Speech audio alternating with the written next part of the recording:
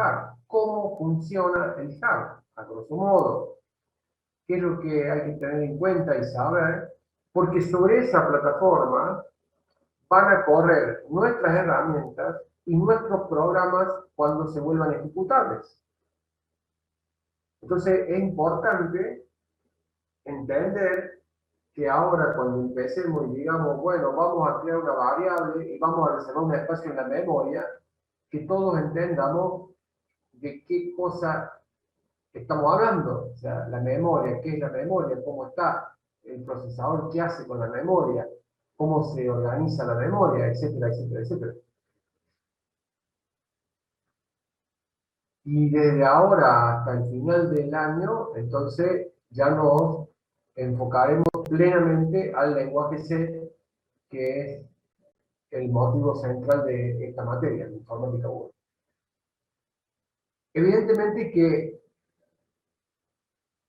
nosotros hemos dicho el primer día de que no hay prerequisitos, es decir, ustedes no tienen por qué saber absolutamente nada, tratamos de cero arrancar. Con lo cual, tampoco uno puede pretender de que cuando arranquemos con el lenguaje C, en una sola clase uno pueda darle todo lo que se necesita. Es imposible, de entrada sin digo.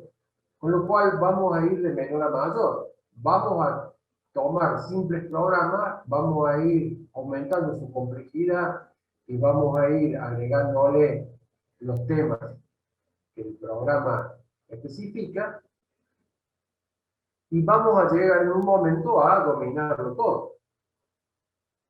Pero es como que los pacientes tendrán que tener calma, ¿no? Puede que también algunos ya sepan programar porque están repitiendo la materia o porque vienen de colegios donde han tenido un muy buen nivel de informática y tal vez hayan aprendido ya a programar y sepan lo que es una variable y sepan un montón de cosas en programación. Entonces, puede ser que para esos alumnos el comienzo sea un poco, o lo sientan un poco lento, pero uno lo sienta o lo perciba no significa que lo sea, en realidad.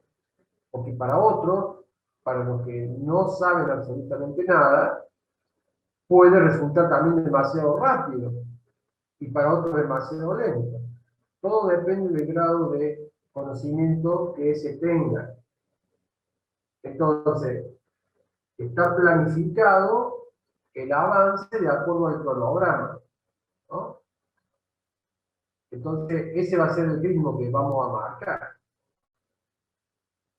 En principio, creo que la gran mayoría no tiene, digamos, experiencia ni conocimiento de un lenguaje de programación completo.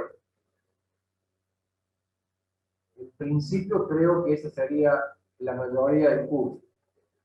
Pero, insisto, puede haber gente cursante que ya la hizo una vez, que ya hizo la informática 2 tal vez. Entonces, esa gente va a estar mucho más adelantada. De todas maneras, insisto, el prerequisito es nulo. No hay que obligación de saber nada. Ahora, con eso en mente, tampoco me tengo que dormir los laureles, ¿no? Es decir, bueno, como no hacía falta saber nada, ahora me van a dar todo. Sí, va a recibir todo a un determinado ritmo, que si usted no le pone la parte o la cuota parte necesaria, es como que a lo mejor lo siente rápido y queda superado por el correr de la clase. Entonces a eso quiero llegar. Traten de mantener un cierto ritmo, que el ritmo de las clases vaya imponiendo. No es un ritmo acelerado, ni mucho menos, pero es un cierto ritmo que hay que alcanzar para poder acompañar clase a clase y no perderse nada, y poder luego aprovechar o usufructuar al máximo la parte práctica con Martín. Bueno, dicho esto, vamos de lleno al lenguaje C. como una introducción a ello, vamos a analizar y ver un simple programa, que es el clásico programa de C. El clásico programa de C es Hola Mundo. Bueno, acá el mensaje ha sido cambiado por Bienvenidos a C. Entonces, si ustedes recuerdan los pasos que se necesitaba para arrancar desde la escritura de un programa hasta la ejecución del programa, que lo vimos en la clase anterior, ¿cuáles eran? Primero, escribir el programa en un editor de texto. Una vez que estaba en el editor de texto, se pasaba al preprocesador. Luego se compilaba. El compilador genera un código objeto, en un archivo cuya extensión es .obj. Luego ese archivo era entrada a un linker, al linkeador o al enlazador, si lo traducimos. El enlazador une ese código objeto de mi programa con el código objeto de funciones de biblioteca y genera un archivo cuya extensión es .exe. Ese archivo .exe es el ejecutable.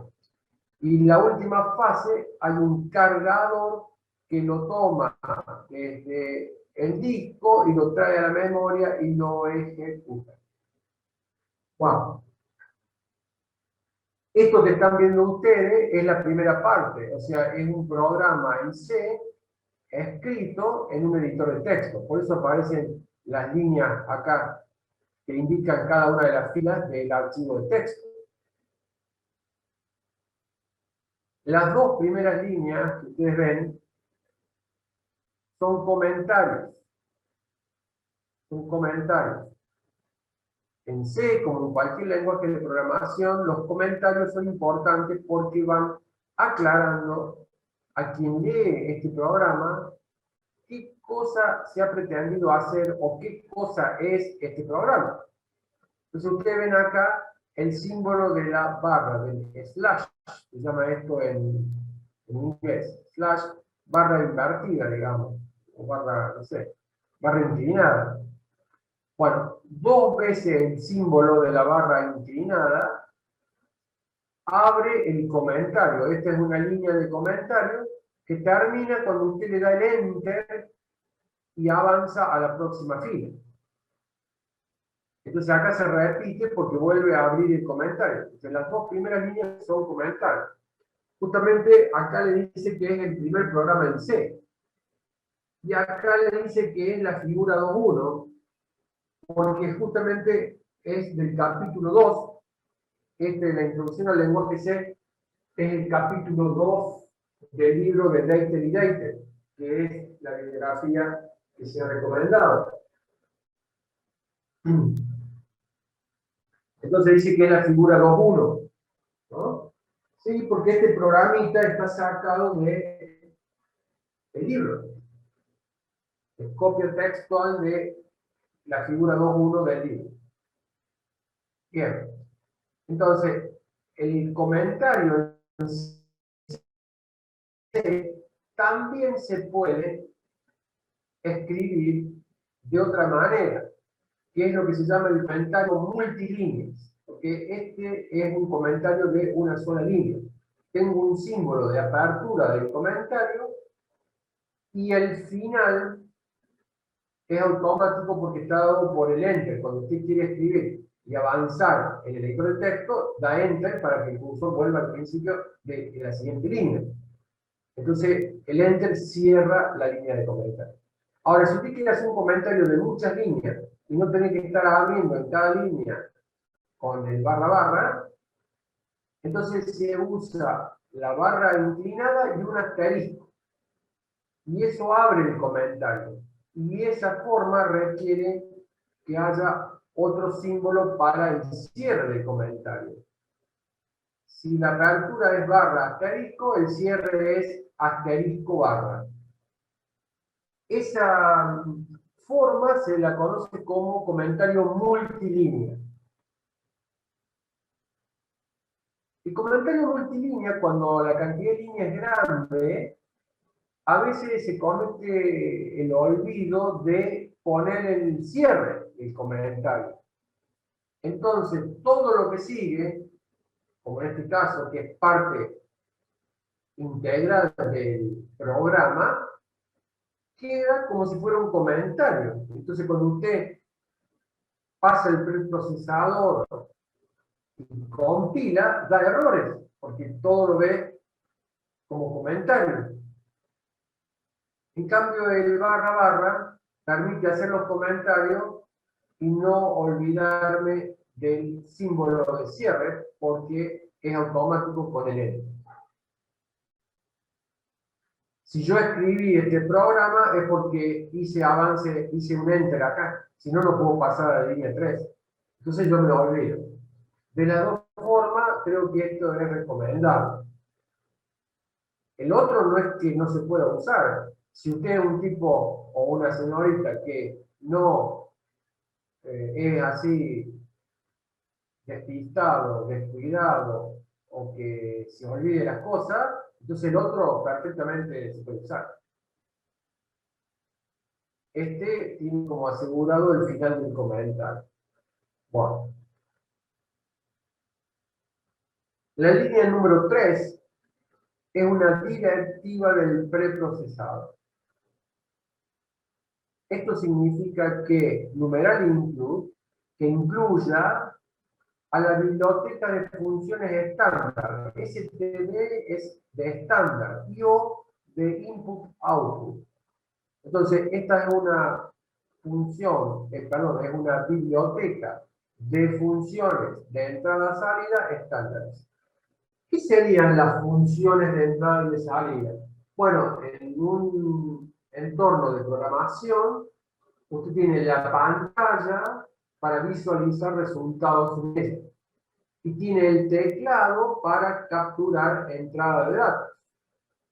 Bueno, la lectura del teclado y el envío a la pantalla para visualización son parte de las funciones que se encuentran en esta biblioteca estándar de entrada-salida.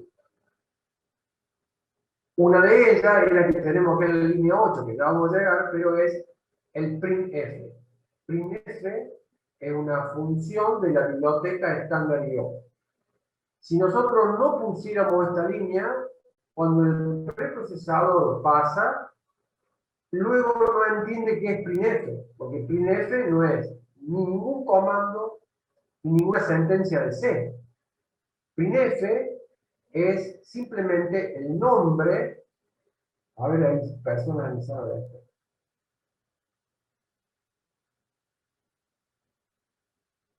Otra vez no había un voluntario que hacía de anfitrión y nos hacía pasar. ¿O no era en este curso?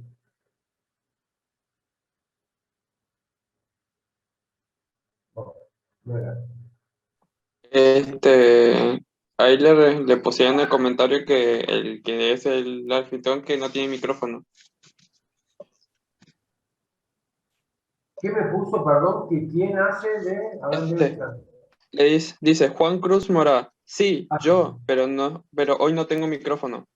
ah, claro, igual le puedo hacer confitrión, perfecto. Yo lo hago confitrión. Juan Cruz Morán era, Juan Cruz. Era este curso, entonces. A ver, Juan Cruz. Ahora lo tengo que encontrar. A ver, buscar. Juan Cruz. Acá está. Entonces lo hago confitrión. Ahí está.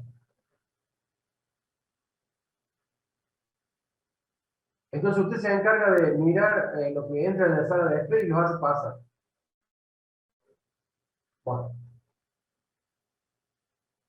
¿me contesta en el chat? Sí, sí, ok, listo. Yo sigo. Entonces yo no miro más la sala de espera. Bueno, como les decía, cuando yo pasa el preprocesador y no encuentra esta directiva, no va a entender printf y no va a marcar error. Ahora, printf lo analiza y dice, ¿es una sentencia C? No. ¿Es el nombre de una variable? No. Entonces, ¿qué es? y debe ser el nombre de una función porque está esta directiva del preprocesador. Y efectivamente, printf es el nombre de una de las funciones de la biblioteca estándar. La línea 4 es una línea en blanco, usted la puede dejar como para separar, no tiene nada especial. La línea 5, ¿qué es? Otro comentario. Otra vez comentario. Y la línea 6 es el main, es la función principal. ¿Qué cosa es la función principal? Bueno, es por donde comienza la ejecución todo programa en C. Muchas veces se dice que C es un lenguaje orientado a funciones. Uno podría preguntarse, ¿qué son las funciones? Bueno, a ver, yo me voy a hacer como la analogía de lo que representan las funciones en C respecto a un problema o una consigna que usted puede recibir. Si usted toma la consigna e intenta resolverlo todo de una sola vez, capaz que es tan complejo y grande que es muy difícil hacerlo. El análisis lleva tiempo y la solución, encontrarla es complicado o complejo. Entonces, se aplica siempre una técnica que se llama divide y vencerás. Eso significa que el problema lo particiona en partes que va resolviendo individualmente. Y cuando usted ha resuelto cada una de esas partes, ahora junta todas esas partes y tiene resuelto el todo. Bueno, acá usted podría, en forma análoga, pensar lo siguiente. Me dan una consigna de un programa, me dan una consigna de un problema, perdón, al cual yo lo debo resolver con un programa.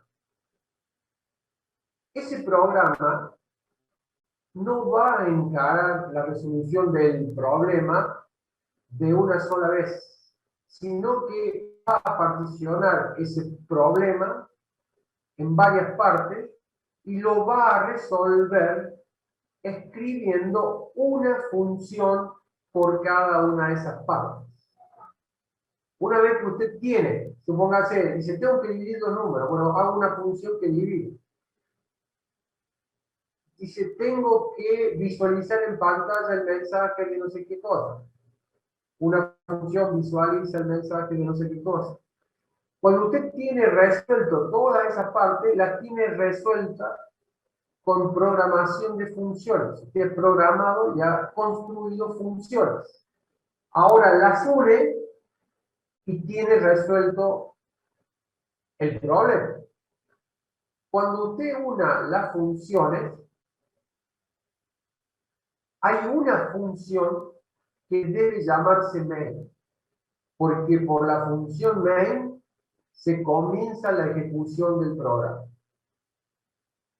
Entonces, usted puede no tener funciones, pero al menos una sí debe tener y se debe llamar main.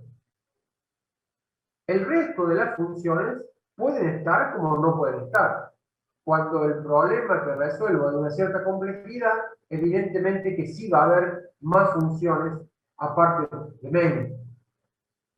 El nombre de esas funciones es libre. Usted puede darle el nombre que desee, pero es totalmente recomendable que usted llame a sus funciones con un nombre que sea más o menos descriptivo de lo que la función hace. Y, profe, lo de que ahí diga void, por ejemplo, en algún momento va un número. Ya va. Ya llegamos. Estamos por ahí por lo que es la función y los nombres. Entonces yo sé que algunos se van a adelantar. Paciencia, un minuto, ya le digo. Si usted ve que yo cambio la filmina y no dije lo que usted quería saber, entonces ahí me pregunta. Pero por ahora, déjeme. Al menos esa pregunta que usted me hizo, yo ya le contesto porque es lo que viene. Las funciones, cuando me refiero que sea más o menos el nombre que le identifica, más o menos que sea lo que hace la función, como hace, usted dice, yo voy a sumar la variable A con la variable B. Bueno, esa función la puedes llamar suma. No, pero como ayer, el fin de semana, salí y me puse de novio, y mi novia se llama María, estoy tan contento que le voy a poner María en honor a mi novia. Entonces la función se llama María. Estrictamente hablando, usted podría hacerlo. La función se puede llamar María y ninguna herramienta le va a marcar a eso como un error. Ahora, un programador o un compañero o el profesor que lea el programa que usted hizo y dice María, va a decir, ¿y esto? ¿Qué es María? No me dice nada, pero si usted en un programa dice suma, procesa, visualiza el resultado, en fin, lo que fuere, tiene mucho más sentido que ponerle María. Bueno, las funciones, main es la función principal, entonces, y tiene que tener ese nombre sí o sí.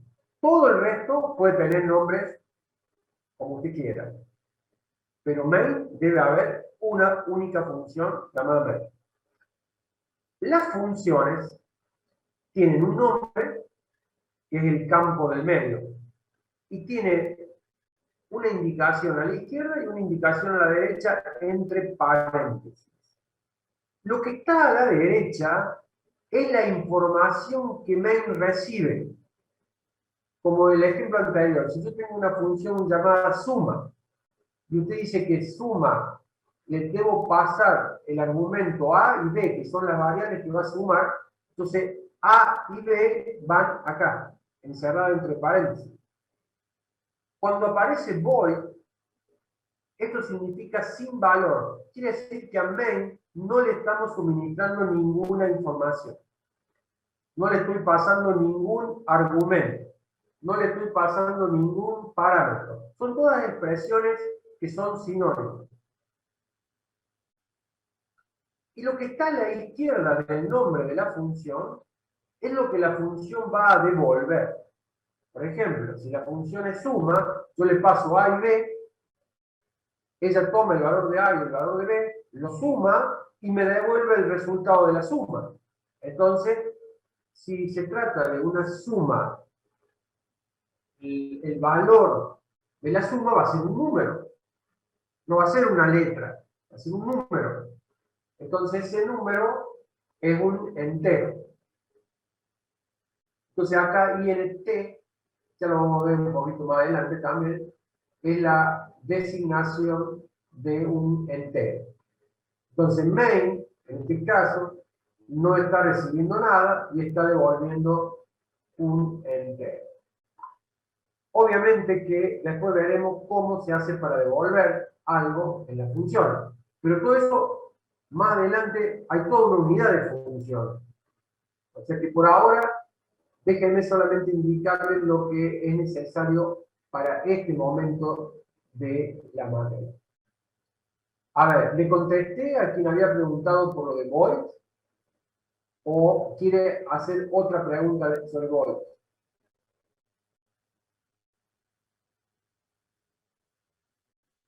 Sí, no, o sea, en definitiva nunca va a llevar ahí la función void, o sí, o por ejemplo, queríamos que nos querría, ¿Se cortó? perdón, o sea, nunca va a llevar un número, entonces ahí, digamos, nunca querríamos que la función main nos devuelva un número, Sí, podría ser.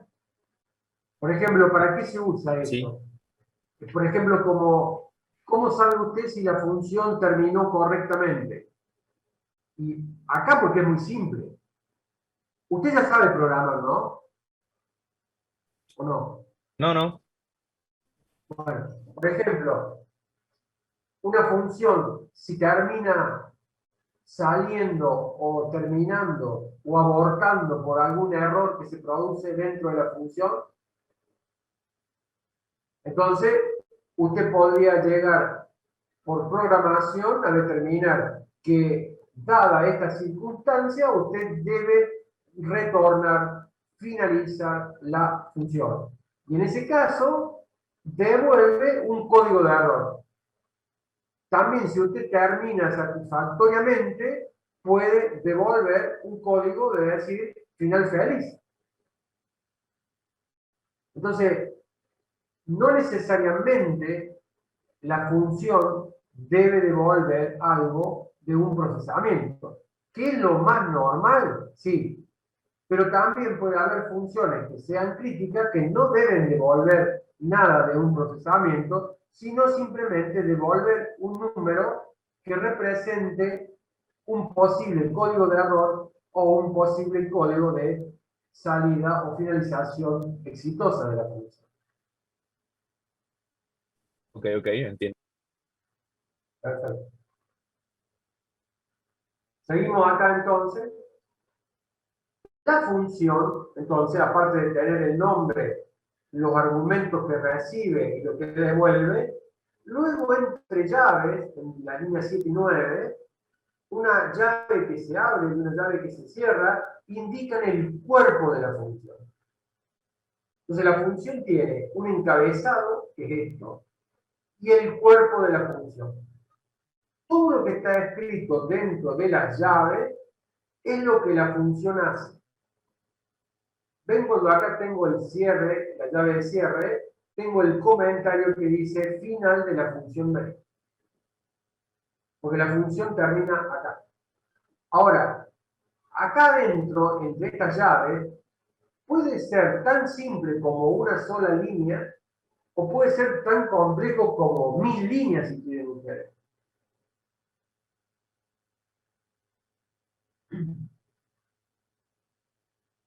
Eso va a depender del grado de complejidad de la función, evidentemente. ¿Qué tenemos acá en la línea 8? Una sentencia de salida. Printf, como dije antes, es una función de la biblioteca de estándar de entrada-salida.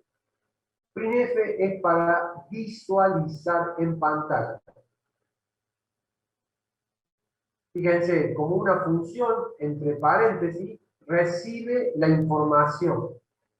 Printf, entre comillas, le hemos dicho, bienvenido a C barra E. Cierro comillas. Entonces, printf, fíjense lo que pone en la pantalla. Bienvenido a C. Pone este mensaje. No, el barra N, ¿qué significa? Bueno, estos son los caracteres de control que están, bueno, por ahora el printf utiliza para, por ejemplo, este en particular, mueve el cursor. Cuando usted va escribiendo en la pantalla, el cursor va yéndose una posición adelante. Cuando yo termino de escribir acá, el cursor queda acá. Cuando yo estoy señalando con el puntero, la flechita. Pero el barra N justamente es retorno de carro, es una combinación de códigos ASCII que vimos la clase pasada. Código ASCII había uno para que el cursor volviera al comienzo. Eso era el CR, Carry Return. Y el line fit, que avance a la siguiente línea. Entonces, el barra N es la combinación de esos dos caracteres. Se la envía a la pantalla para que el cursor vuelva al comienzo y avance a la siguiente línea. Eso se logra con el barra N. Esto en inglés sería el backslash. El slash era esta. Backslash es esta. O sea, es la barra inclinada, pero hacia la izquierda. Y esta sería la barra inclinada hacia la derecha.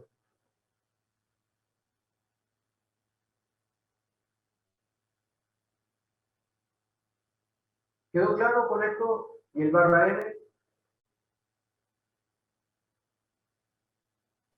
De momento sí.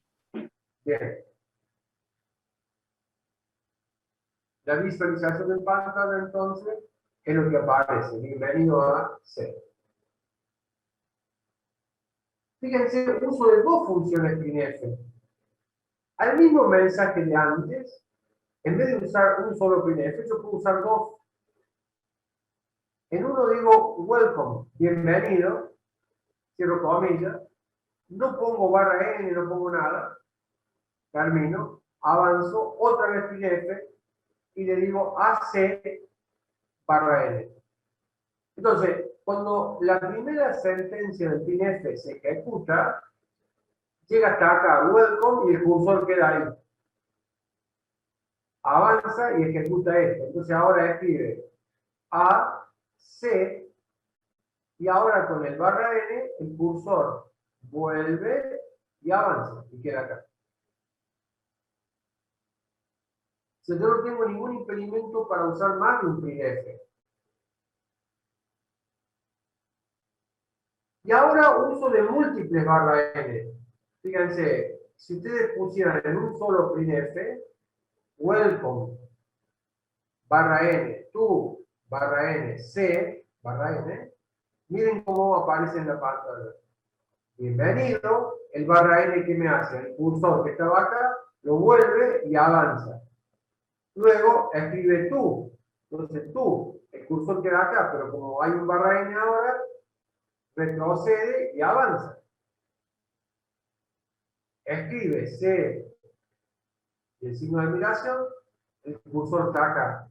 Pero como hay un barra N nuevamente, entonces el cursor retrocede y avanza, y quedaría acá. Pero ustedes vean que welcome to C, en vez de ser escrito en una sola línea, en la pantalla, es escrito en 3 líneas distintas. Todo por el uso del barra N. ¿Quedó claro? Sí. Bueno.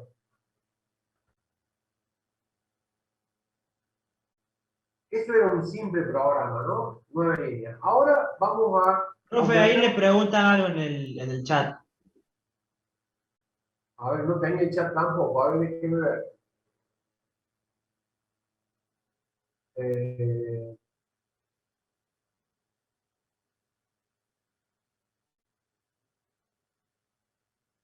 No, este PowerPoint no lo subí. ¿Sí? Porque yo se los dije al comienzo. Esta clase yo la empiezo con este PowerPoint, entonces yo le subo ahora el PowerPoint. Cada vez que hemos empezado la nueva unidad, yo lo sigo. Mis PowerPoint son por unidades. La clase pasada lo estuvimos viendo de un PowerPoint que yo se los envío por la autogestión. Entonces, me sorprende la pregunta. No de Morán, porque Morán, cuando usted me dice, a ese no lo subió, o sí, al menos yo no lo encontré. No, a este no lo subí, claramente que no lo subí. Pero después Marco de Bren dice, ¿dónde suele subir los PowerPoint? Ah, bueno, y Álvaro González le contesta en autogestión. Esa pregunta de Marcos es como que no hubiera estado presente en las primeras clases, cuando lo hemos dicho, y cada vez que yo comienzo la nueva unidad, les digo, estén atento por autogestión que le subo el PowerPoint. Bueno, hay varios que le han contestado. Bueno, es Marco nomás, porque Álvaro contesta en la autogestión Bonelli.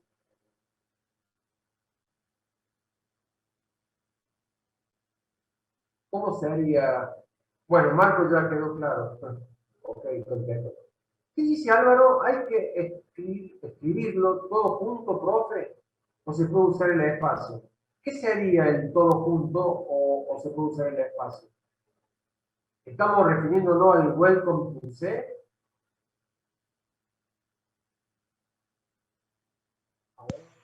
Profe, abajo le puso el Sí, ejemplo. ahí está, me faltaba. Bueno, o sea, a ver, welcome, barra N. Ah, si hace falta, o se puede usar. Sí, usted lo puede usar, pero mire lo que le pasaría. Ya entiendo lo que me está preguntando. A ver, fíjense, acá está todo junto. ¿Por qué no le pone espacio como usted le puso espacio ahí? Porque cuando usted escribió welcome y el cursor estaba acá, regreso y avanzo. Si usted le pone un espacio, le va a hacer un espacio y le va a escribir tú, pero desplazado a la derecha. Le va a poner la T a la altura de la E y la O a la altura de la L. Y usted va a hacer de vuelta, el cursor va a estar acá, va a volver al comienzo y va a venir de vuelta a la primera línea. y usted le va a volver a poner un espacio. Entonces le va a poner welcome, así como lo ve, y el to y el C va a estar corriendo toda una posición a la derecha. Por eso acá lo pone todo junto. Bueno, le pegamos, esa era la duda. Perfecto. Perfecto. Está bueno que me avisen yo al chat, cuando yo toco el PowerPoint para pasarlo, se me va tanto el chat como la lista de participantes, por eso a veces no los veo en la entrada cuando están en la sala de espera.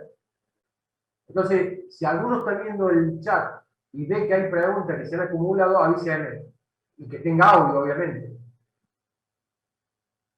No tengo ningún problema en contestar todas las preguntas que quieran hacerme, ya sea por audio o por chat. Por eso les dije, traten de usar audio, como sea.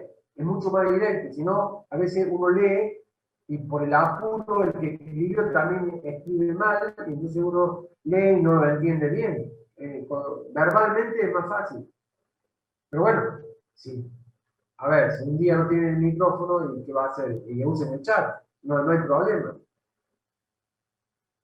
¿Alguna otra pregunta? De los que están con micrófono, a ver. Por mi parte, ninguna. Ninguna, profesor. No, claro, muy claro. Bueno, No, profe, todo bien. bueno. Entonces sigo. Ustedes, cuando necesiten, recién alguien me interrumpió, ¿cierto? Para decirme lo del void. Justo era lo que venía, por eso le dije espere un cachito. Después espero que lo haya solucionado. Pero si no, yo le voy a contestar, no lo tomen a eso como que no quiero contestar. No, no, me parecía que seguía con la explicación y le iba a poder responder. Bueno, próximo programa, un poquito más complejo. Ya avanzamos a 21 líneas ahora, ¿ves? En el editor de texto.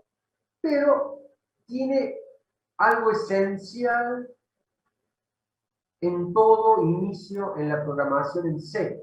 En realidad, en C y en cualquier otro lenguaje, que son las variables, qué son, cómo se declaran y qué significan las variables. Si analizamos ahora este nuevo programa, ustedes deberían poder responder qué es la línea 1 y qué es la línea 2. Comentarios. Comentario. ¿Ven el comentario ahora lo que dice? Es un programa de suma. Y es la figura 2.5. Esto sigue siendo lo mismo de antes, que es el capítulo 2 del libro de Reite, pero ahora dice programa de suma. Antes que decía imprimiendo múltiples líneas con un único printf. Y el anterior, ¿qué decía? Imprimiendo en una línea con dos sentencias printf. Y el anterior decía mi primer programa en C, un primer programa en C. Entonces, esto está bueno que le pongan y que se acostumbren. En la primera línea, en realidad esto no lo van a poner, porque ustedes no van a decir que si escribe usted el programa que es la figura 2.5. Pero este sí. ¿Qué cosa es lo que sigue acá? Un programa de suma. Perfecto. Eso al que va a leer el programa ya le ayuda bastante. Estos son comentarios bastante escuetos. Uno podría ser un poquito más explícito en el comentario, ¿no? Pero bueno. Peor es nada. Peor es que no haya nada. Entonces, me conformo con eso. Esta línea, la 3, ¿qué se haría? La directiva del preprocesador. La directiva del preprocesador, muy bien. De vuelta lo mismo, que incluya la biblioteca de funciones estándar de entrada-salida. ¿Tiene alguien en la sala de espera? No sé por qué me apareció el mensaje a mí ahora. O yo lo vi, no sé si antes le aparece también. La 4 es una línea en blanco. La 5, ¿qué es? Un comentario. ¿Qué dice ese comentario? La función puede comenzar en la ejecución del programa. ¿Por qué puede?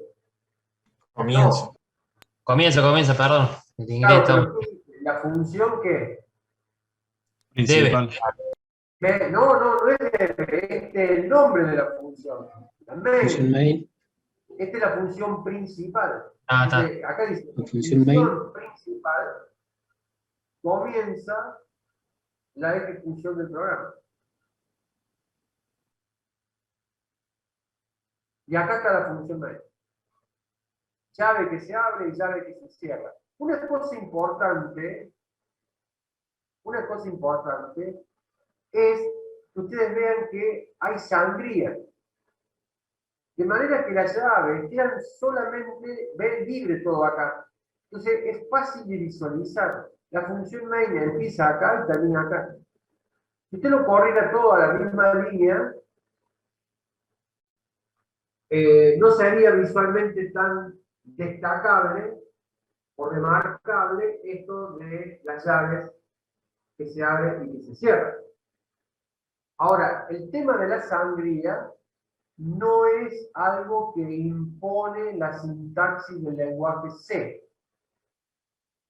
Es una buena costumbre el uso de la sangría para poder visualizar mejor el comienzo y el final de una función, por ejemplo, o después vamos a verlo, de las diferentes estructuras que tenemos en la programación en C. Facilita la lectura, básicamente. Sí, básicamente facilita enormemente la lectura de un programa. Y esto, lo de la llave, es simple, diría, respecto de lo que viene.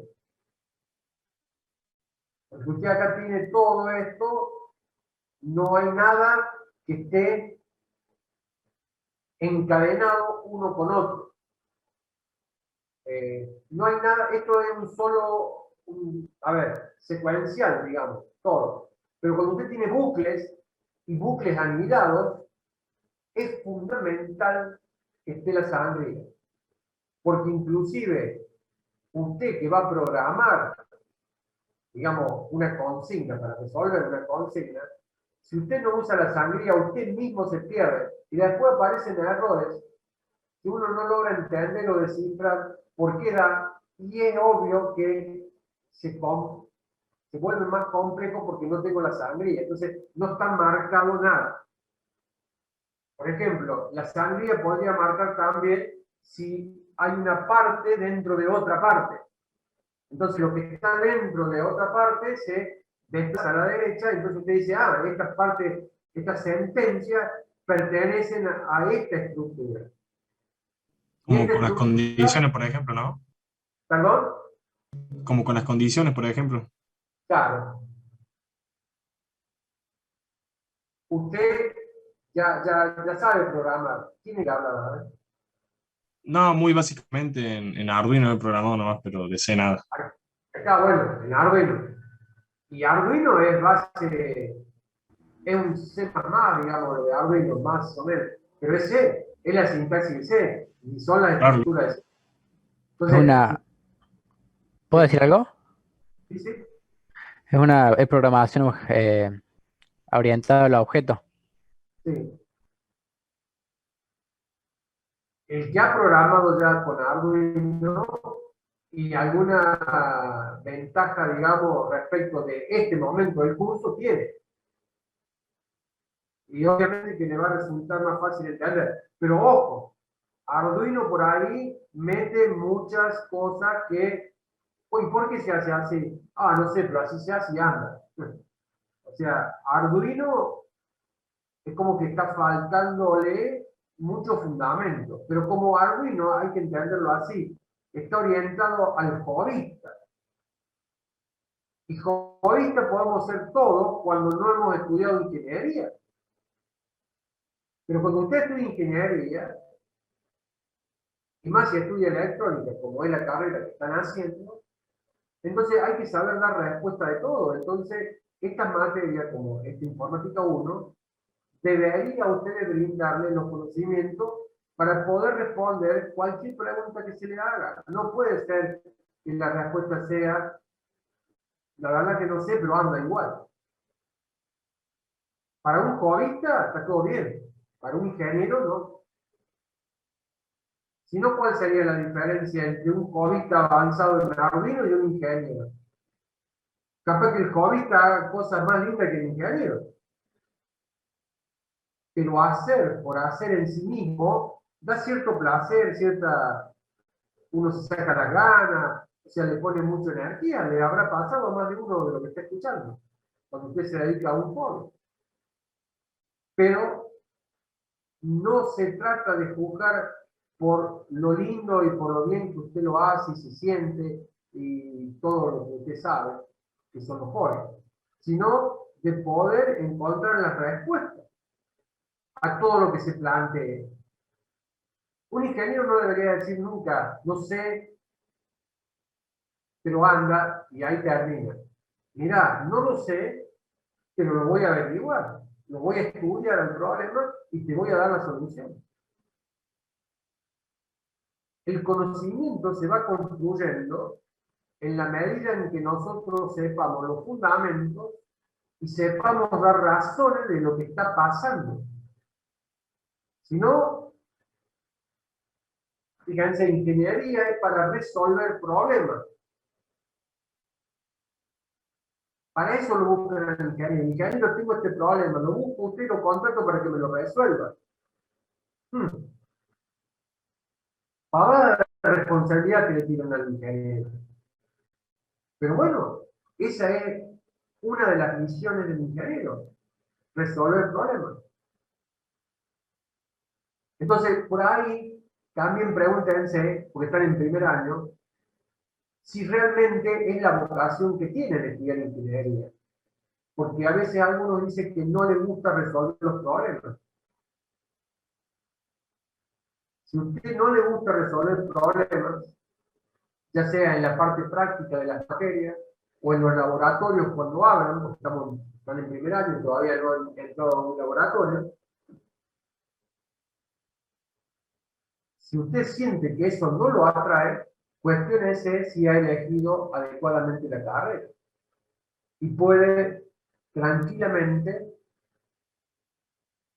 cambiar porque está a tiempo, porque está en primer año. Que no le suceda lo que a veces pasa, que alguno se da cuenta en cuarto año que no es lo que quiere.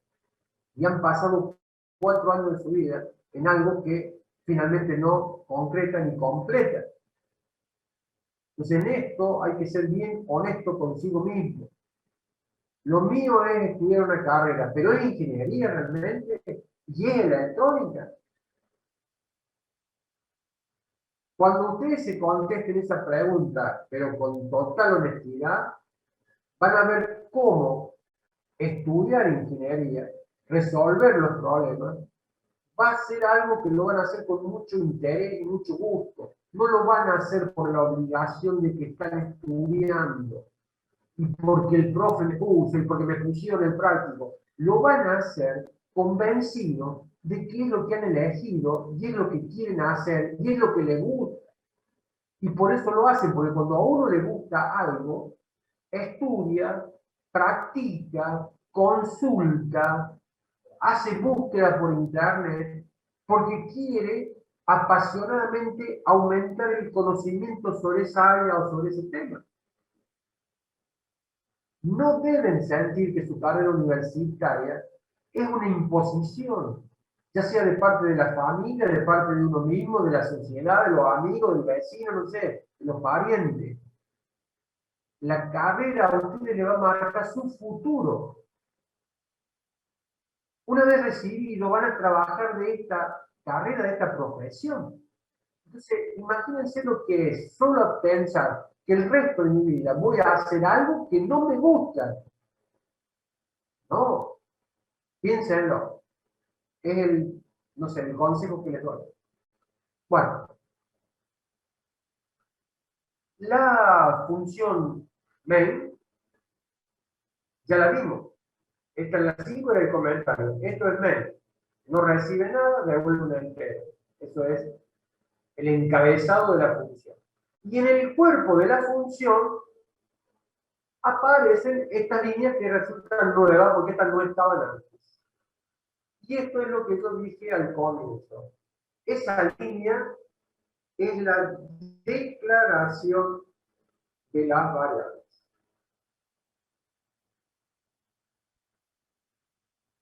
¿Qué cosa es una variable?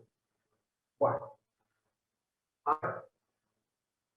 Si usted dice que A vale 7 en un momento, y en otro momento me dice que A vale 9, y en otro momento me dice que A vale 11, ¿qué está haciendo usted con A? Me lo está cambiando a su valor. Entonces, si alguien le pregunta cuál es el valor de A, usted diría, mira, no sé porque es un valor variable. De ahí aparece el nombre de variable. ¿Qué otra cosa en contraposición a la variable existe? La constante. La variable, No. la constante. ¿Qué sería una constante? Algo que no cambia su valor. No es que no tiene un valor, tiene un valor fijo. Tiene un valor que se mantiene por toda la ejecución del programa. Ahora, ¿qué es una variable? Es un valor que cambia o varía durante la ejecución. Ahora, ¿por qué la constante no cambia? ¿Y por qué la variable sí cambia? ¿Cuál es la diferencia para que usted diga que la variable puede cambiar su valor? Y ahí viene el primer concepto fundamental. Para que una variable exista, debe tener reservado un espacio en la memoria. De manera que en este momento yo voy a la memoria y le escribo el número 5. Entonces esa variable tiene valor 5. Pero si dentro de 5 minutos quiero ir y escribir el valor 7 en la variable, significa ir a la memoria y escribir en el lugar reservado para esa variable, escribirle el número 7.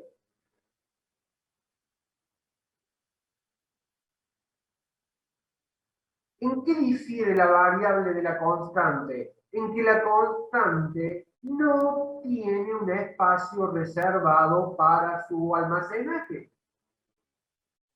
Y como no tiene el espacio en memoria reservado, no puede variar su valor. Eso es fundamental que lo entienda. La pregunta es, ¿cómo hago yo para reservar el espacio en la memoria? Y decir, che, este espacio no me lo toquen porque se lo voy a asignar a la variable A o a la variable B o a la variable cuyo nombre ustedes quieran. Y acá viene el porqué de las líneas. Lo hago cuando declaro las variables. Esta línea es de declaración de la variable. En esta línea yo estoy diciendo de que va a haber una variable llamada entero 1 que va a ser de tipo entero. INT es la contracción de integer, justamente. Integer en inglés es entero.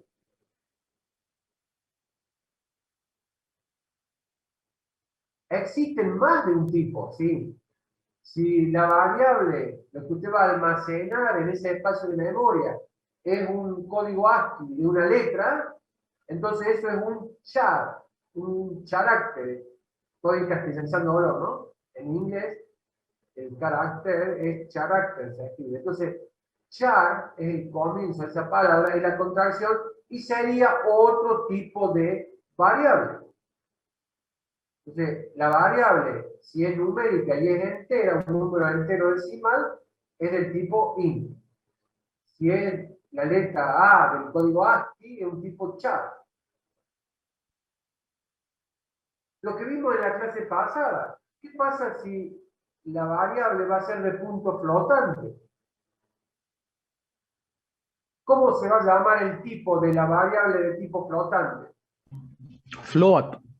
Float, muy bien, Facu. Float. Bueno, entonces hay diferentes tipos. Entonces, fíjense, la línea 8 y la línea 9 declara a la variable entero 1 y entero 2 como variables de tipo entera. O sea, como variables que van a alojar números enteros. No números en punto flotante, números enteros. Entonces, fíjense, como consecuencia de declarar esta variable, entonces miren lo que aparece en la memoria. Acá está. Esta es la representación de la memoria. Usted tiene acá filas y cada fila está identificada con una dirección. Esto es la dirección de la memoria. Y esta es la memoria en sí. Entonces, para esta variable de tipo entero, en esta dirección, en esta y en esta, le reservo el espacio para entero 1. A continuación, en las 4 direcciones de memoria, el entero 2. Cada dirección de memoria contiene un byte de datos. ¿Cuánto es un byte? ¿Cuántos bits son un byte? 8. 8. 8 bits. Entonces, si yo tomo que un byte son 8 bits y el entero le reservo 4 bytes, ¿cuántos bits tiene el entero? 32. 32 bits. Eso fue lo que vimos en la última clase cuando comparamos el formato de la IEEE para el punto flotante con los 32 bits de la variable de tipo entero. ¿Lo recuerdan? Si no,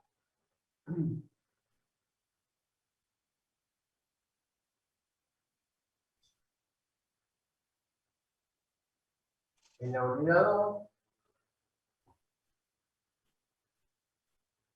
busco el PowerPoint. Fíjense, acá.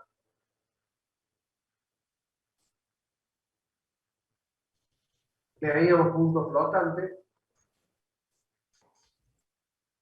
Esta era la notación de la IEEE 754. Vean que son 22 bits, pero este es un formato. Y miren acá lo que aparece. Representación de un entero.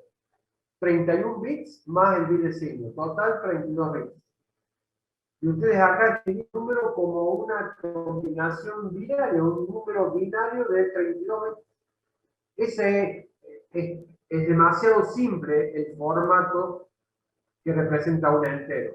En cambio, en el punto flotante teníamos varias cosas: la fracción de la mantisa, el exponente polarizado y el bit de signo. Entonces, son dos formatos distintos y representan variables de distinto tipo. Esta es un float y esta es un entero.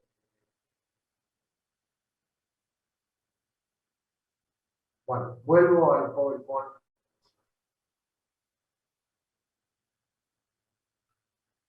Entonces, por eso ocupa 32 bits el entero.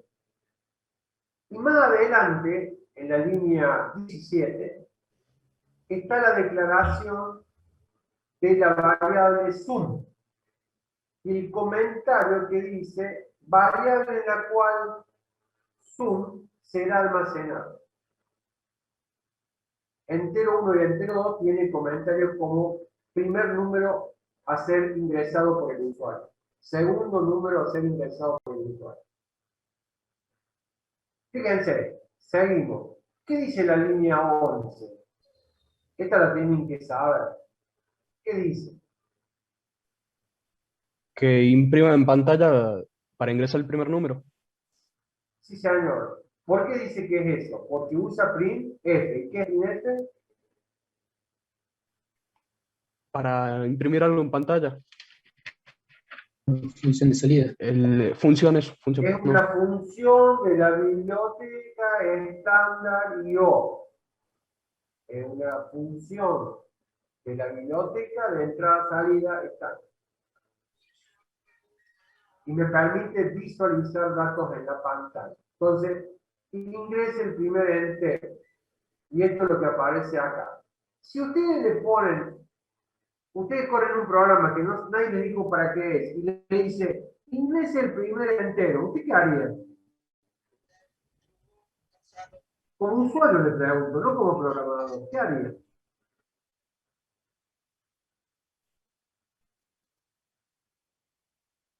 Si ustedes como usuario corren un programa y después le aparece en la pantalla, ingrese el primer entero, ¿usted qué haría?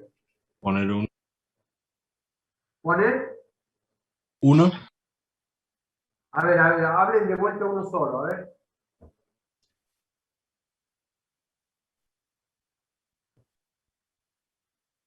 ¿Qué pondría? Muy bien, ¿cómo lo pondría el número? Muy bien, el número, pondría un número, yo también haría lo mismo. ¿Y cómo lo pondría? Tipeándolo. Tipeándolo, sí. ¿Y qué tipea usted? Un número entero. No.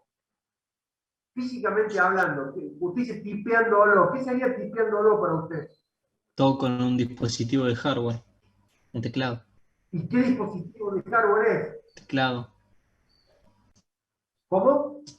Un teclado. Un teclado. Entonces, a ver, miren todo el camino que me hizo recorrer. Yo hubiera hecho más simple lo siguiente. Si a mí me dice un programa, ingrese el primer entero, yo le digo, yo lo ingreso por teclado un entero. No conozco otra forma simple de hacerlo ante un mensaje en la pantalla que me diga, ingrese el primer entero. ¿Qué va a hacer? ¿Va a ir a buscar, no sé, un pendrive? ¿Qué va a hacer? ¿Lo va a enviar por un canal de comunicación serie? No, agarro el teclado y le meto un entero. Wow. A eso quería llegar, porque ¿cuáles son las funciones estándar de entrada y de salida? Típicamente son la visualización en pantalla, que me lo va a ejecutar el printf, esta función de biblioteca, y la lectura del teclado, que me lo va a ejecutar esta otra, que es el scanf.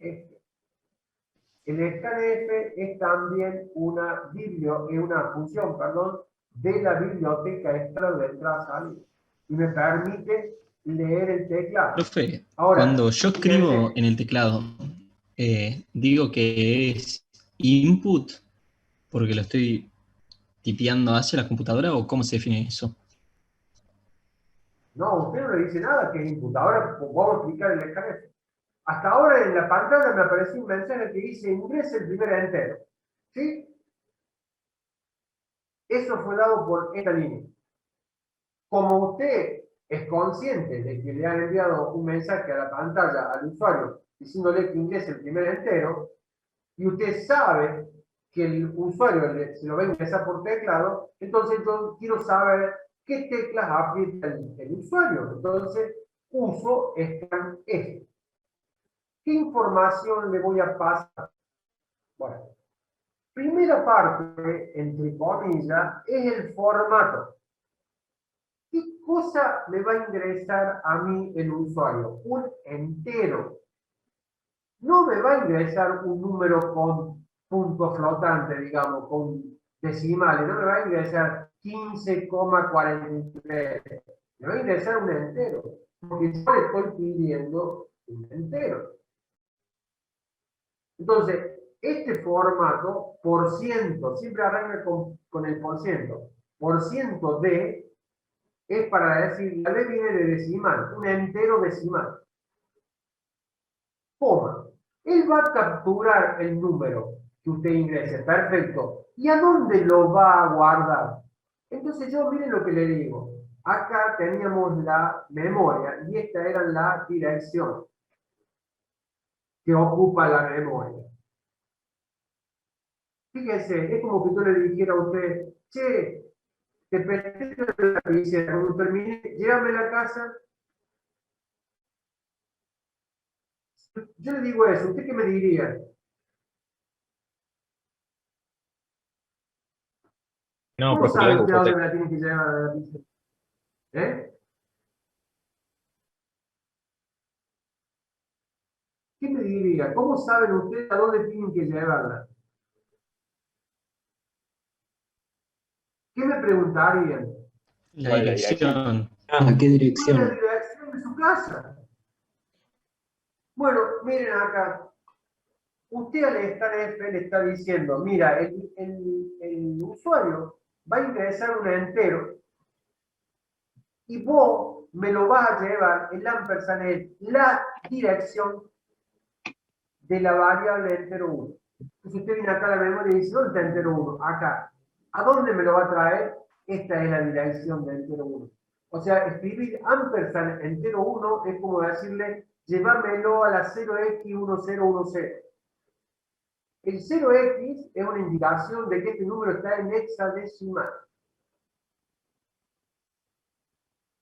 Siempre al scanf hay que pasarle la dirección de la variable a la cual ustedes quieren que le deposite el número que capture por el teclado.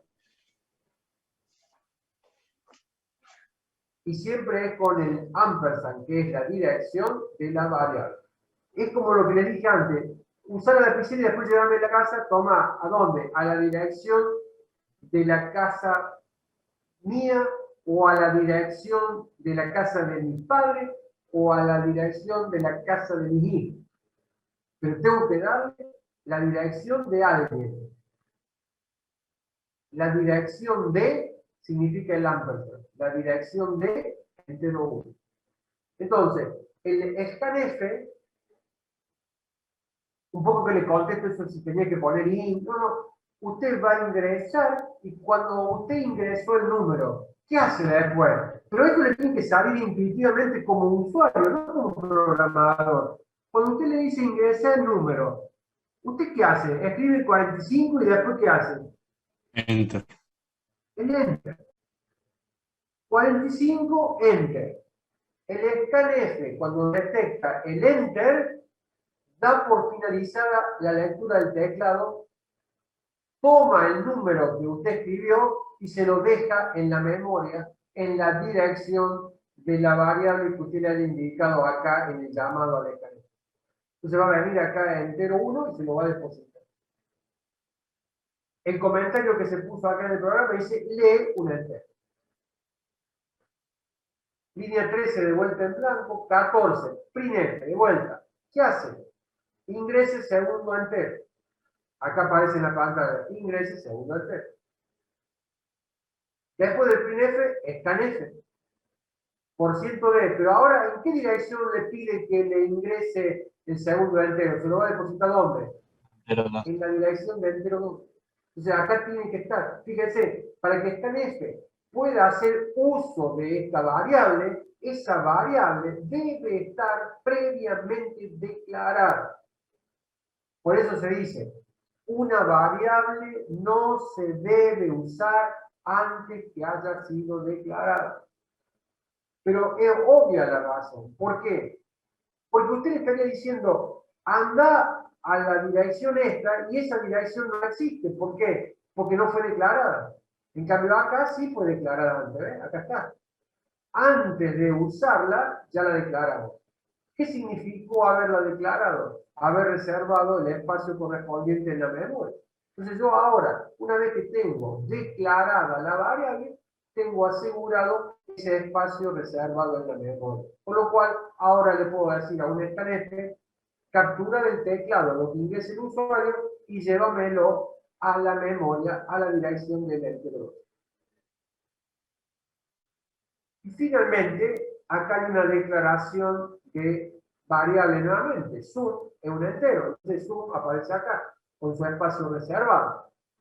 ¿Qué dice la línea 18? Esta es una expresión de asignación. El igual es un operador de asignación.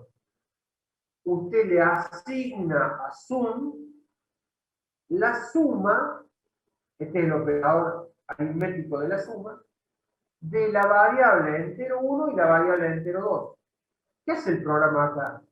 Ah, entero 1. ¿Qué hay acá en entero 1? Va a la memoria y lee las casillas de memoria correspondientes a entero 1 y obtiene un valor.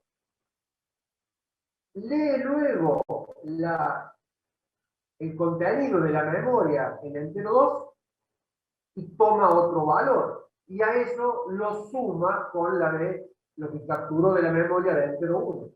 Y al resultado lo asigna a sum. O sea que el resultado viene y lo escribe acá en la memoria. Ahora entienden por qué estos son variables. En sum quedó la suma de entero 1 y entero 2. Y la línea 20, que es la última, porque acá está el cierre de la función main, con un printf dice que la suma es, y utiliza acá, fíjense en el formato de vuelta, %d, porque acá en este texto está intercalada un número. ¿Cómo sé yo que está intercalado un número acá? Porque acá me especificó el formato, igual que acá, que acá.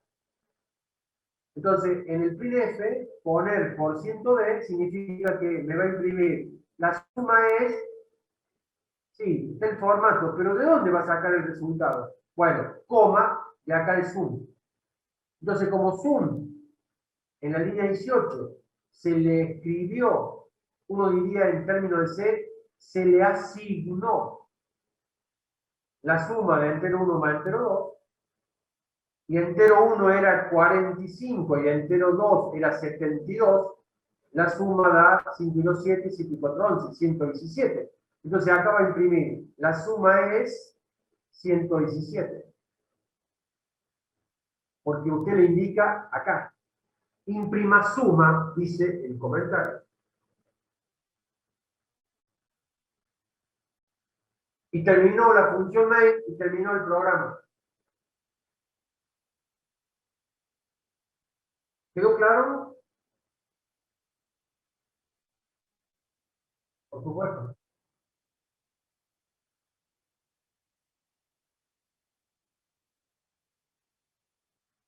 La memoria RAM, la memoria principal, la que vimos en las primeras clases.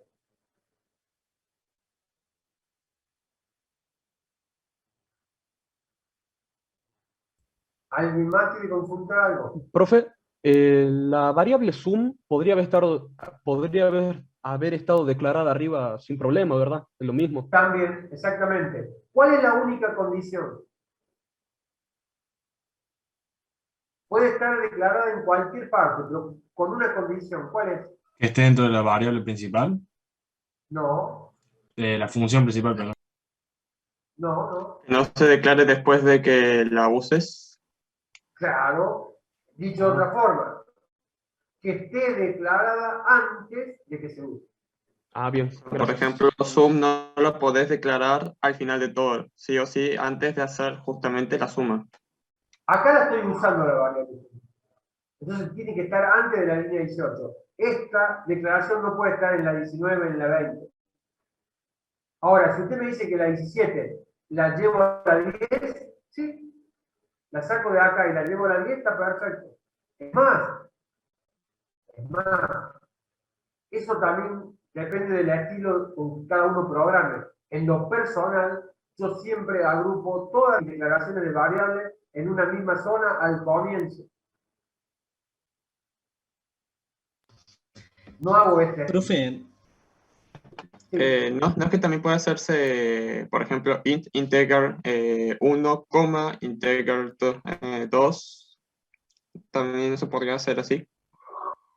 Entonces, Arriba, acá, en la primera, en vez de utilizar dos líneas para declarar variables, utilizas una sola, sí, pone entero 1, entero 2. ¿No se puede hacer también así? sí, sí Ok. se puede. Sí se puede. Es una profe, cuestión de variación de sintaxis, pero lo importante es lo que hemos estado hablando, ¿no? Que esto representa la declaración de la variable, que la declaración de la variable implica reservar el espacio en la memoria para esa variable, que las variables deben declararse antes de su uso. Acá la estoy usando. Acá la estoy usando. Por lo tanto, tiene que estar declarada antes de la 12 y antes de la 15. A Zoom la estoy usando en la 18. Tiene que estar declarada antes. Está declarada en la 17. Acá estoy usando Zoom también. Tiene que estar declarada antes. ¿Se almacena en la memoria RAM porque la estamos usando ahora mientras corremos el programa? O sea, Porque ¿no esa, podría ¿no? estar almacenada también en la caché?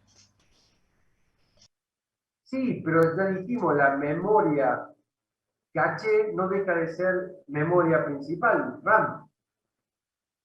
Si usted se Claro, refiere a claro. la caché interna, también puede ser. Porque ¿quién determina en qué porción de la memoria RAM van las variables? Cuando usted usa la herramienta llamada compilador. Entonces ahí va a quedar determinado. A ver, no en el momento del... A ver, yo dije mal. No por la herramienta compilador, por el proceso de compilación, que implica varios pasos, donde la compilación es uno, pero se habla del proceso de compilación. Escribo el programa, pasa el preprocesador, compilo, link editor, y ahí tengo el ejecutar. Cuando yo lo ejecuto, el cargador me lo instala en la memoria. Y ahí se va a decidir en qué parte de la memoria va a estar. ¿Qué pasa si está en la caché? Nada. ¿Qué cambiaría? Lo que sí es importante ver es que está en memoria RAM, sea la principal, sea la caché, ya sea la caché de la principal o la caché interna de la CPU, o inclusive si las variables están alojadas en los registros del micro, de la CPU. Tiene que ser memoria de tipo RAM. No van a estar nunca alojadas en disco.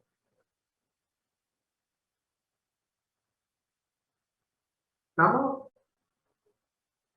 Ahí en el chat tiene una pregunta, creo, profe. A ver.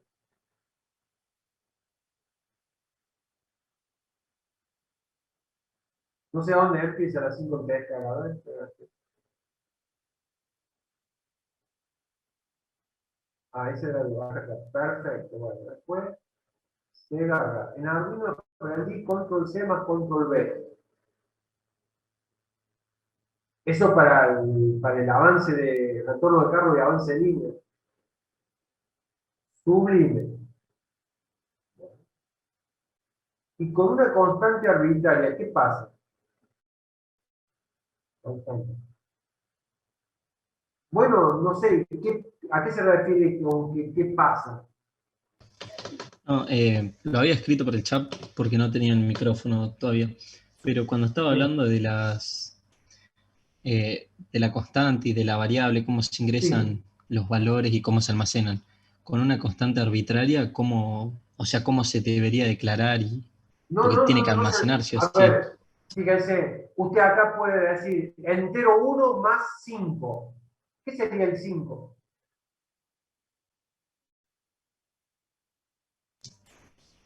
Claro, puede ser una constante o una variable, ¿no? O sea, una Claro, constante arbitraria. claro, entero más 5, 5 es una constante, no necesita la memoria para tenerlo almacenado. Ya usted le está diciendo que es 5. Ahora, ¿cómo sé yo lo que el usuario va a ingresar por teclado? No lo sé. Necesito una variable. Necesito capturar desde el teclado con el canete, llevarlo a la memoria y luego hacer todo lo que yo quiera usando la variable, que es usando el dato que está en memoria. Pero si usted de antemano sabe que al entero 1 le tiene que sumar 5, no me hace falta todo lo que hicimos. Digo, suma igual a entero 1 más 5. Y 5 es una constante. 5 no Claro. tiene espacio reservado. Claro, pero la constante arbitraria se supone que vos la definís en torno a lo que te conviene. Entonces también sería una variable. No, ¿qué sería una constante arbitraria para usted? A ver. No, o sea, por definición la constante arbitraria es la que nosotros designamos a conveniencia en el problema. Sí. Sí, pero después no la podrías volver a cambiar. O sea, por ejemplo, no podrías hacer que tome otro valor. En cambio, por más de que, por ejemplo, vos a entero 1 lo inicialices en 0, a lo largo del programa vos podés hacer que ese valor varíe, justamente. En cambio, el otro no. Muy buena respuesta. Pero no sé si eso es lo que Juan Cruz quiere saber o no. No, igual me parece que lo declarás como un entero y listo. O sea, la constante arbitraria va a depender de la función en la que lo quiero ingresar Bueno, y pero digamos, esa no va a ser constante un valor arbitraria, fijo. vos decís, en vez de poner, por ejemplo, entero 1 más 5, vos podés poner entero 1 más 6, más tamaño. Poner el tamaño. ¿Y qué es tamaño? ¿Una variable? No, yo puedo poner acá como algo del preprocesador. Numeral define tamaño 5. Y es una constante, no sé por qué le llamo una constante arbitraria. La verdad que me suena raro, pero es probable que sea una tecnología que usen profesores de otras materias. ¿Dónde sacaste eso? Constante arbitraria. O sea, lo usás siempre en análisis matemático. Cuando no tenés el valor, cuando no es una constante fija, o desconoces el valor de la constante, o no te interesa, decir que es una constante arbitraria. Es decir, que puede ser 3, puede ser 2, puede ser 5, puede ser el valor que te convenga a vos para el problema. Bueno, Por eso pero es una justamente no le constante. puedo asignar un valor fijo. Perfecto, pero es una constante. Entonces vos esa constante la tenés que tener claro al momento de escritura del programa. Si no, deja de ser constante. Pasa a ser algo variable. Por más que vos me digas una constante arbitraria. Por eso te digo, a ver, si vos le pones entero 1 más tamaño, y acá me pones no me sale el símbolo. ¿Cómo se llama? Numeral. Numeral, perdón, no me salía. El numeral, yo pongo numeral define, y pongo tamaño, espacio 5. En esta expresión algebraica que yo decía entero 1 más tamaño va a ser reemplazado por el valor 5, que es constante. Profe, Ahora, perdón, si vos querés luego decir, no, el tamaño ese va a ser 10, vení y cambias acá y pones tamaño 10. Ahora en esta expresión va a ser entero 1 más 10. No sé si eso te sirve, pero al comienzo, cuando vos vas a salvar el archivo, si es constante, esa constante tiene que estar definida. Porque lo que vos me estás diciendo es algo que, mira lo que yo te digo, a tiempo de ejecución del programa, todo el tiempo es lo que te dijo tu compañero. Todo el tiempo yo sé que ese valor no se mueve, es constante. En cambio, una variable, mientras el programa se esté ejecutando, puede ser cambiada o modificada. La constante no. Claro, igual ya está, no hay problema, pero, o sea, hay dos definiciones de constante. Ustedes están hablando de una constante absoluta, que tiene siempre el mismo valor. Una constante arbitraria es la que va a variar dependiendo del entorno. Por eso preguntaba si hay que declararlo. Por ahí Bueno, lo declarás con un carácter y que se le bien, asigne un número. Juan Cruz, yo creo que vos estás tomando el contexto del análisis matemático y lo estás llevando así, 1 a 1, 100% a la programación. Probablemente el concepto de constante arbitraria, yo no soy un especialista en análisis matemático, en toda esa materia, nunca he dado clase en eso, tampoco sé que no me considero en absoluto, digamos, alguien que te pueda satisfacer una pregunta del análisis. Más, ni las contestes si te hacen preguntas. Lo que estoy viendo es que ese concepto o definición que vos tenés del análisis matemático de lo que es una constante arbitraria, la estás queriendo traer tal cual a la programación. Y por ahí no necesariamente debería ser así. Capaz que acá no es el mismo concepto, deja de ser constante y para nosotros puede ser una variable. ¿No? Bien, bien, profe. Nada, era una duda nada más. ¿Está bien? Porque vos lo aclarás y decís, hice una pregunta sobre una constante que tiene un valor según el entorno. Ahí está. A ver, ahí fuiste más preciso todavía. ¿Qué sería según el entorno? Por ejemplo, yo te digo, yo quiero hacer, por ejemplo, la suma, y en este caso, acá son dos números, dos enteros. Pero no, hoy son dos números que me van a ingresar por teclado, pero mañana son 5 números los que me van a ingresar. Claro, o sea, un ejemplo muy fácil sería, quiero sumar el punto de ebullición a la variación de temperatura. No sé, el punto de ebullición es una constante arbitraria porque va a depender del material que Sí. quiera llegar a ese punto. Ver algo acá, las variables, cuando usted las declara, pueden ser de diferentes tipos. Dijimos que pueden ser enteras, que pueden ser char, que pueden ser float. ¿Qué pasaba si no me alcanzaba la precisión con el float? ¿Cuál era el otro tipo? Lo vimos en la clase pasada. ¿El float doble? El doble.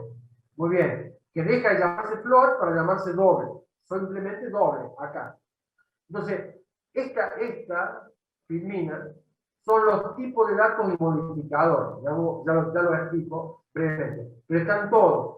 Y la siguiente, que sigue tipo de datos y modificadores, es cuánto ocupa en la memoria. Es decir, yo recién decía que un entero ocupaba 32 bits. Bueno, ¿cuánto ocupa un float? ¿Cuánto ocupa un char? Etcétera, etcétera. Entonces, en los tipos de datos,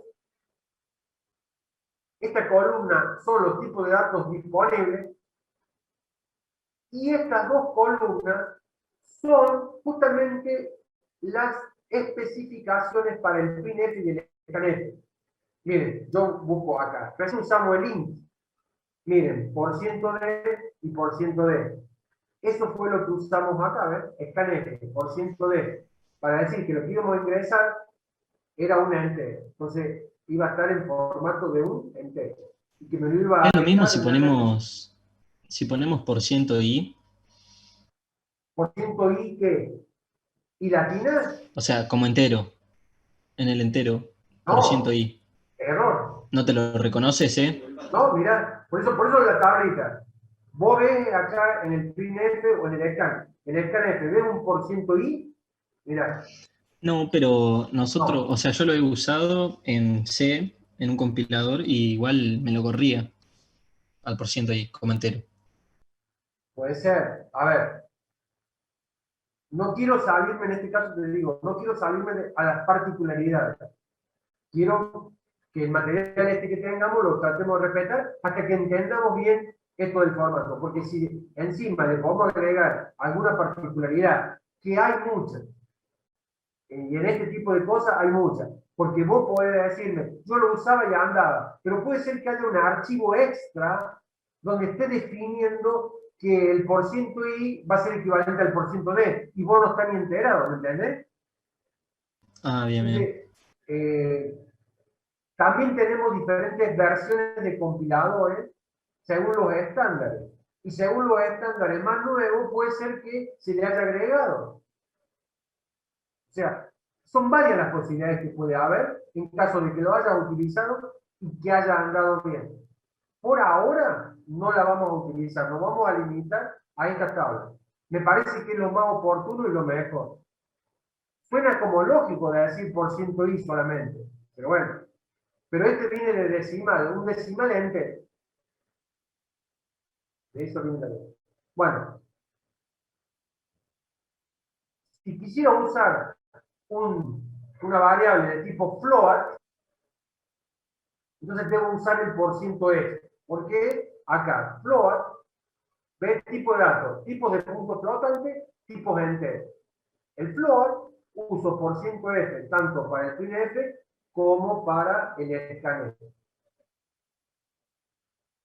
Fíjense, el double es %f también, Pero para el scanf, miren que es un LF. Este cambia. Normalmente es lo mismo, ¿ves? Tanto para el printf como para el scanf. Pero hay cambio. Bueno. Los body que ahora ya no son tantos, sino que pasan a ser como un tipo de dato más. Era lo siguiente. Por ejemplo, había un modificador que era long y short. Es como que usted al tipo de dato dice, che, este tipo de dato me queda corto, hagámoslo, ¿no hay posibilidad de hacerlo más grande? Bueno, agregarle un modificador de long. Entonces yo digo long int. Entonces hago el entero más grande. El entero de 32 bits, con long lo hago de 64. Usted dice, no, pero el entero este me queda muy grande, hacémelo más corto. Bueno, short int, en vez de 4 bytes o 32 bits, lo hago de 16 bits. Eso es lo que llamamos los modificadores de los tipos de datos. El tipo de datos sigue estando el mismo, pero lo que se modifica o la injerencia que tiene el modificador es en cuanto al tamaño de la memoria que va a ocupar. Pero en las versiones más nuevas de ese, se lo usa como un tipo de dato también, como modificador y como un tipo de dato. Por ejemplo, miren, short. Short está usado como un tipo de dato. Fíjense acá. Repetir. Long in. Y el, sí. justamente creo que le voy a aplicar un assigned ese, ¿qué significaría? Y el otro modificador es unsigned y signed sería. Pero por defecto siempre es signado.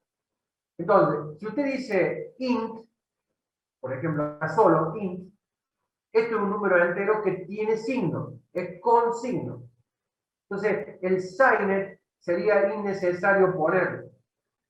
Pero si yo quiero que esto no tenga el bit de signo, porque mis números que voy a almacenar acá no tienen número, entonces yo uso el unsigned. Por eso esos son los modificadores, el unsigned y el short y el long. Pero el short se lo puede usar directamente como un tipo de dato. No me hace falta poner short int, pongo short y ya está.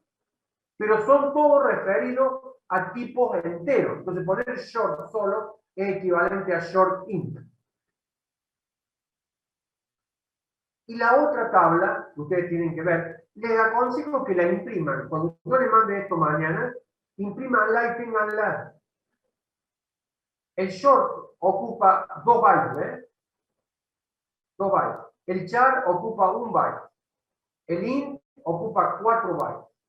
El long, fíjense, y acá está la diferencia. Ustedes tienen sistema de 32 bits o de 64 bits. La arquitectura de sus máquinas son de 64 o de 32. Eso puede cambiar. El long, si la máquina es de 32 bits, el long ocupa 4 bytes como el entero. Pero si es de 64 bits, el long ocupa 8 bytes. El doble. Bueno, el float era 4, lo vimos la clase pasada, y el doble era 8. Esto es un puntero, lo vamos a ver a medida que vayamos bien. Yo retomo la próxima clase desde acá y voy a explicar estos dos que quedaron ahí en el puntero. ¿Sí? Sí, Para profe, que no nos lo pasemos dejamos de la que hora. tenemos con Martín. Sí, por eso no quiero que nos pasen. ¿Estamos? Bueno,